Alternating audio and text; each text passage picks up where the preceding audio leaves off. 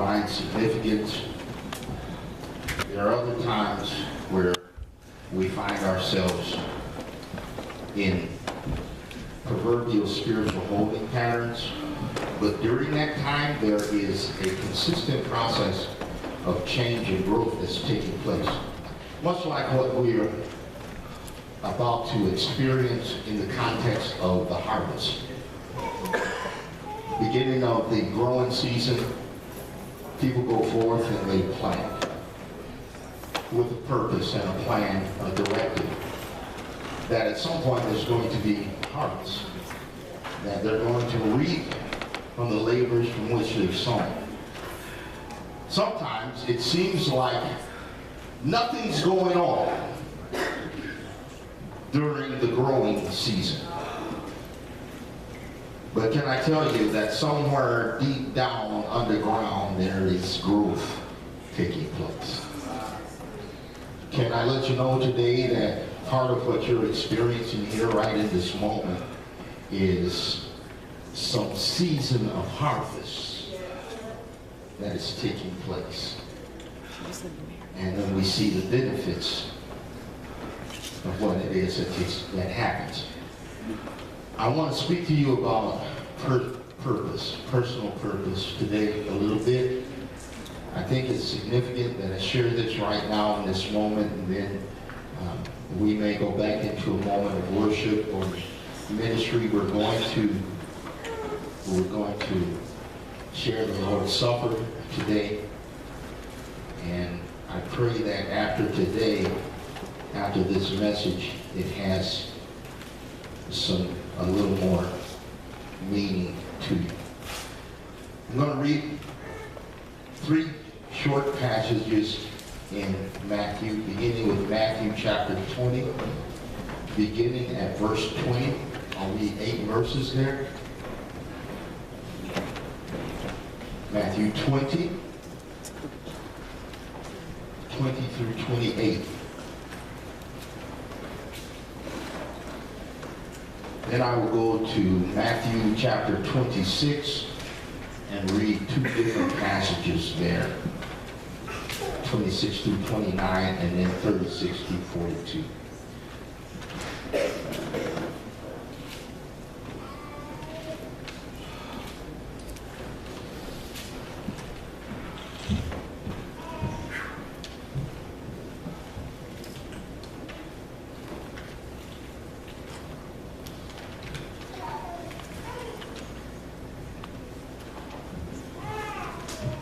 Matthew 20, beginning at verse 20. Then came to him the mother of Zebedee's children with her sons, worshiping him and desiring a certain thing of him. And he said unto her, What will thou? Or in our terminology, what do you want? She said unto him, Grant that these my 2 sons may sit on one on thy right hand and the other on the left in thy kingdom. Jesus answered and said, You know not what you ask. Are you able to drink of the cup that I shall drink of, and be baptized with the baptism that I am baptized with? They said unto him, We are able. And he said unto them, You shall drink indeed of my cup, and be baptized with the baptism that I am baptized with. But to sit on my right hand and my left is not mine to give, but it shall be given to them for whom it is prepared of my Father. When the 10 heard it, they were moved with indignation against the 2 brothers.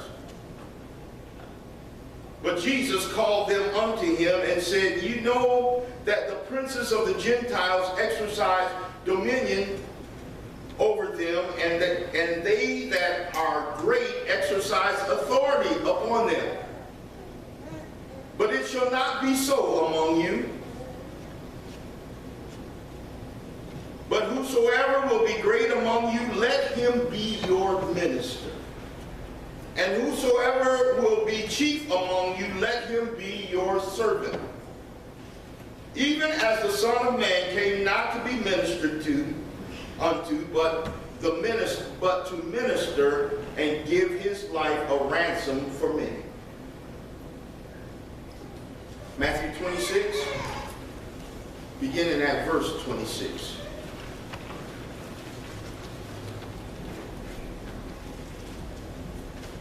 And as they were eating, Jesus took the bread and blessed it and brake it and gave it to the disciples and said, "Take, eat.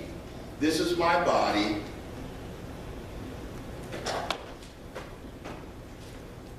And he took the cup. And he gave thanks and gave it to them, saying, "Drink you all of this. This is the blood of my New Testament, which is shed for the remission of sins. But I say unto you, I will not drink henceforth of this fruit of the vine until the day when I drink it new with you in my Father's kingdom." Move down to verse 36 of the same chapter. Then cometh Jesus with them unto a place called Gethsemane. And he said unto the disciples, "Sit here while I go and pray yonder." And he took with him Peter and the two sons of Zebedee, and began to be sorrowful and very heavy. And then he said unto them, "My soul is exceedingly sorrowful, even unto death. Tarry ye here, and watch with me." When he went a little further, he fell on his face and he prayed, "O Father, if it is possible, let this cup pass from me. Nevertheless, not as I will, but as thou wilt."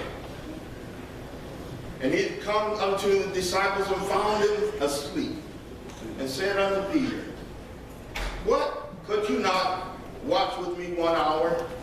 Watch and pray, that you enter not into temptation. The spirit indeed is willing, but the flesh is weak."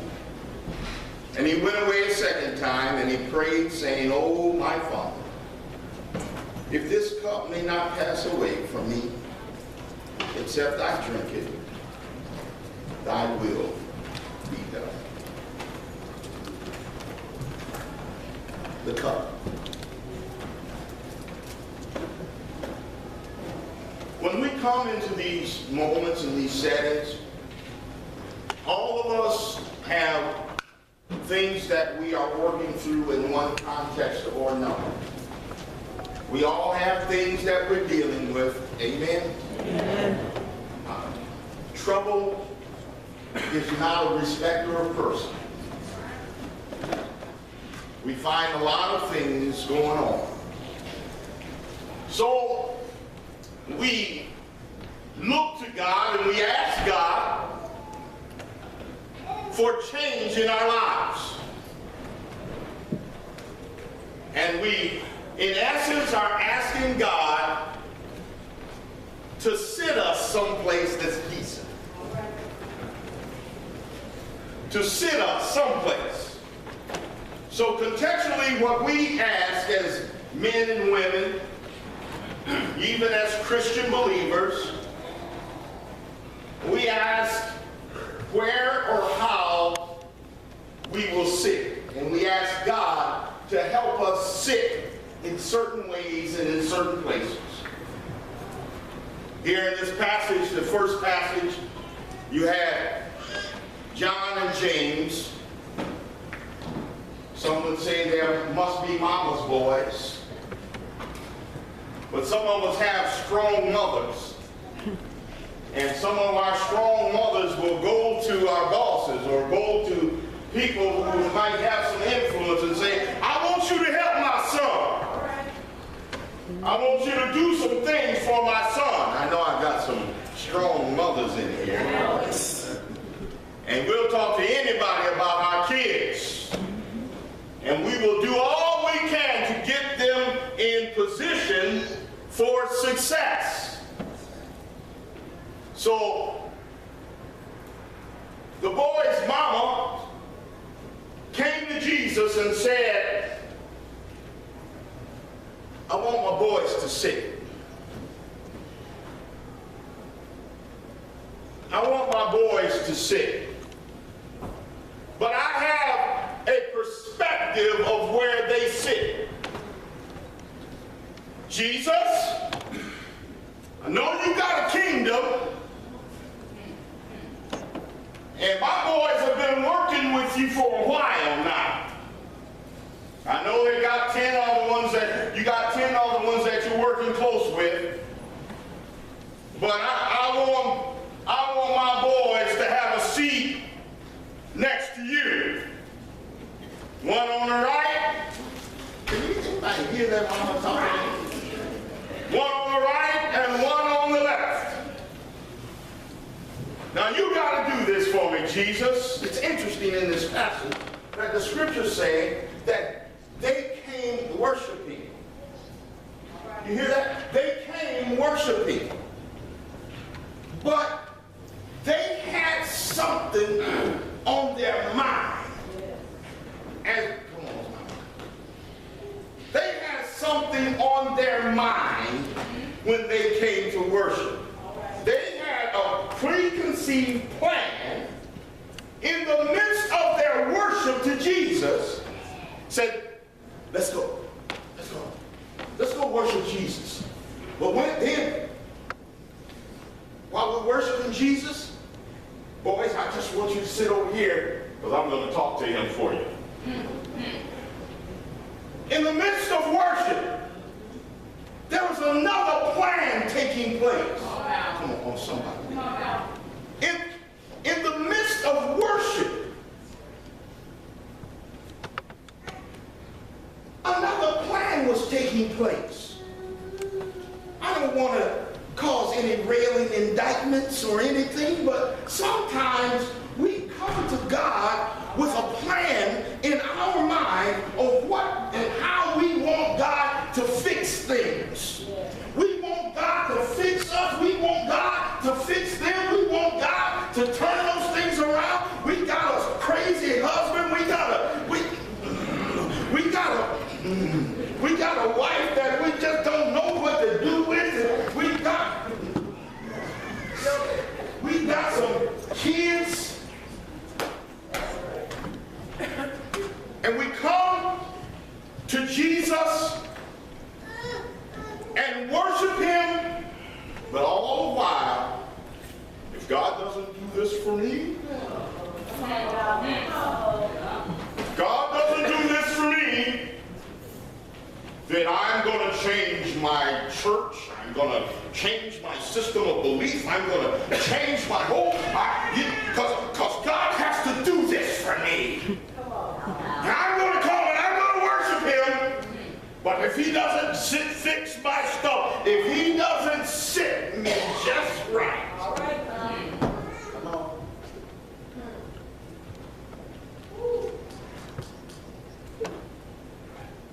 While Mama and the boys had a seed on their mind, Jesus had a cup on his mind. Come on. Man wants position, but Jesus is considering a cup.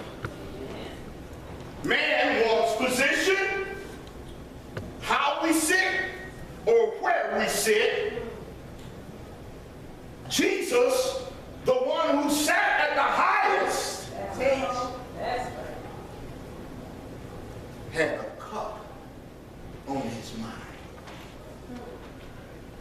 He didn't discount the issue of a seat, but he made it very plain, that's not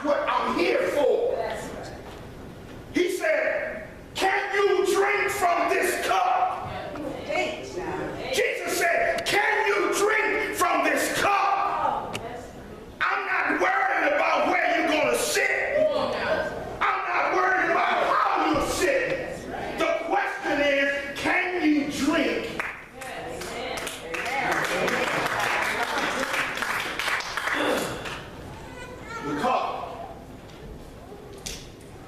represents our service to one another.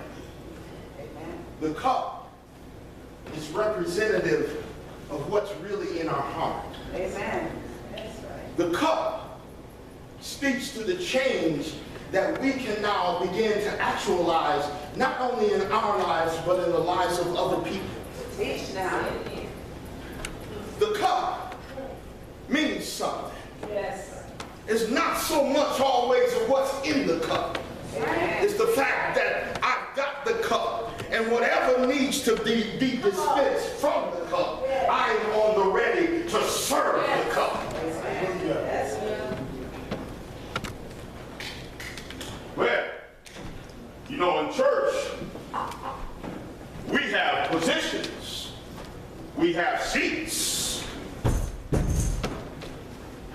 You ever wonder why you come into this church and you don't see a bunch of chairs up here?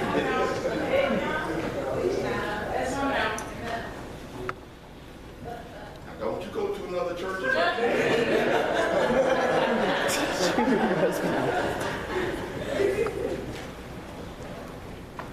We get seats.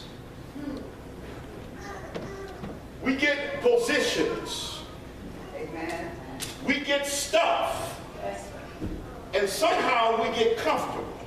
Yes. And we begin to want somebody to bring us a cup.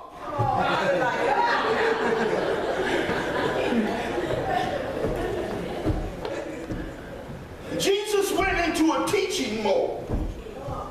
He said, I don't want to proclaim this to you, I need to explain this to you. Said, you might want to see, you might want to know how you're sitting or where you're sitting, but I've got something else for you to consider. You've got to have a cup in your hand. Amen. I just want to sit on your right hand, Jesus. Said, if you're considering a seat, let me tell you what I want you to do. You see, Jesus left his seat in glory, moved out of 42 generations to come and grab a cup. And he said, if anyone wants a seat, anyone wants to be a leader, a minister,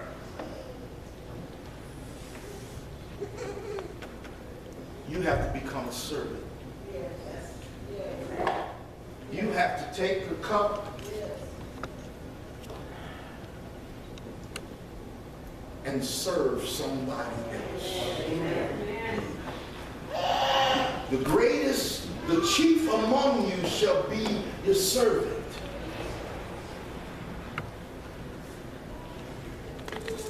Jesus went on. He came to the moment of the supper. And at the supper, Jesus took the cup. And now he says there's something in the cup. You know what's in the cup? My blood. My blood is in the cup.